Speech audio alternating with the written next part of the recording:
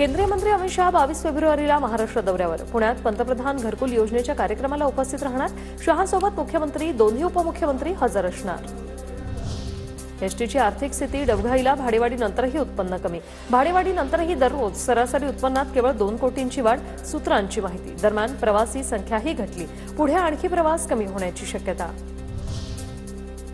रणवीर अलाहाबादियाला राष्ट्रीय महिला आयोगाचं समन्स. रणवीर अलाहाबादिया, समय रैनाला आज चौकशीसाठी उपस्थित राहण्याचे आदेश. शिवरायांच्या पुतळ्याच्या उभारणीच्या कामाला वेग. ऑस्ट्रेलियन कंपनीकडून वाऱ्याच्या वेगाची तपासणी होणार. अभियंता महेंद्र केणींची माहिती. 10वी-12वी परीक्षेत कॉपी केल्यास थेट गुन्हा. विद्यार्थ्यांवर दखलपात्र, अजामीनपात्र गुन्हा दाखल होणार.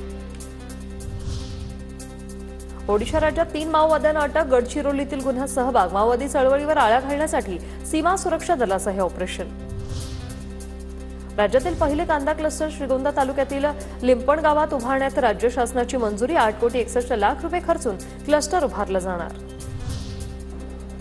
महाराष्ट्रातील 6,000 मराठी प्रेमी दिल्लीच्या साहित्य मेळ्यात जाणार. राज्यातील 2,500 साहित्यप्रेमींचा सत्कार. 98वे अखिल भारतीय मराठी साहित्य संमेलन 21 तारखेपासून सुरू होणार.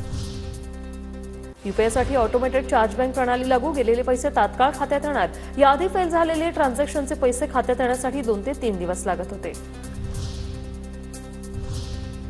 आता पाहूया मुंबई आणि उपनगरातल्या टॉप 9 बातम्या.